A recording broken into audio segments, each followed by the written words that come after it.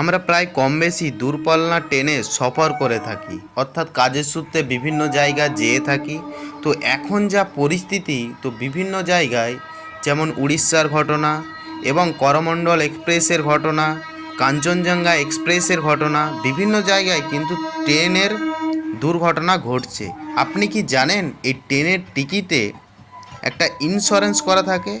এই 35 পয়সার একটা ইন্স্যুরেন্স করা থাকে, যেটি হচ্ছে ট্রেনের যাত্রীদের প্রায় 10 লাখ টাকা পর্যন্ত পাইয়ে দিতে পারে। তো মধ্যবিত্ত বিভিন্ন ফ্যামিলি থেকে সফরে যান এবং নিজের কাজের সূত্রে বিভিন্ন জায়গা যাওয়া হয় ট্রেনেতে। এই 35 পয়সার ইন্স্যুরেন্স 10 লাখ টাকা পর্যন্ত পাইয়ে দিতে পারে। আমরা সকলেই অনলাইনে টিকিট বুকিং করি এবং সেই টিকিট বুকিং অর্থাৎ আইআরসিটিসির পক্ষ থেকে বিমা করিয়ে নেন, তাহলে বাড়তি সুবিধা মিলতে পারে। সেখানে 10 লাখ টাকার সুবিধা পেতে পারেন। উড়িষ্যার করমণ্ডল এক্সপ্রেসের দুর্ঘটনার ফলে তারপর টিকিটের সাথে বিমার বদল আনা হয়েছে, একসাথে যুক্ত থাকছে, সরাসরি ডাইরেক্ট কিন্তু এই ইন্স্যুরেন্স যুক্ত হয়ে যায়।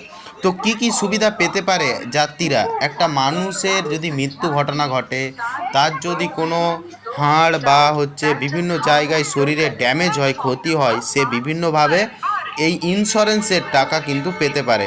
একটা মানুষের মৃত্যু, তাকে কখনোই টাকা দিয়ে সন্তুষ্ট করা যায় না। একটা জীবনের মূল্য অনেক বেশি গুরুত্বপূর্ণ।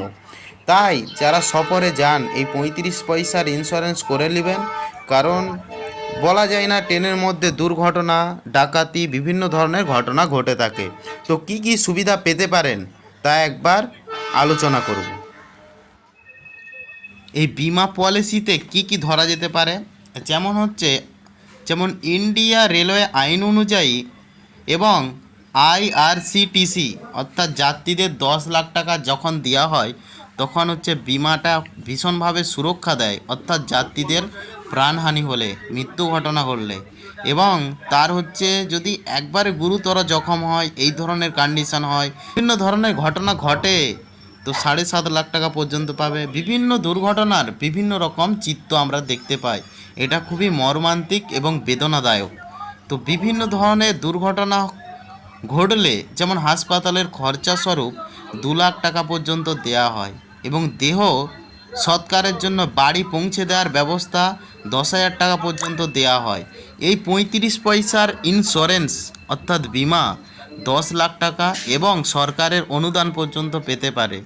এই যে ট্রেনের টিকিটের সাথে 35 পয়সার ইন্স্যুরেন্স ভেরি মাচ ইম্পর্টেন্ট, খুবই গুরুত্বপূর্ণ বিষয়। এবং আরেকটা জিনিস আপনারা মনে রাখবেন, এবং এর সাথে একটা নমিনি যদি আপনি রাখেন এই বিমার সাথে, এই 35 পয়সার ইন্স্যুরেন্সের সাথে এই টিকিটের সাথেই এটা কিন্তু যুক্ত থাকে, ভালোভাবে মনে রাখবেন। তো আপনারা যদি নমিনি রাখেন, সেই ক্ষেত্রে নমিনিকে কখনোই ট্রেনের সাথে যাত্রী, যে আপনার ট্রেনের সাথে সঙ্গী আছে, তাকে কখনোই নমিনি রাখবেন না।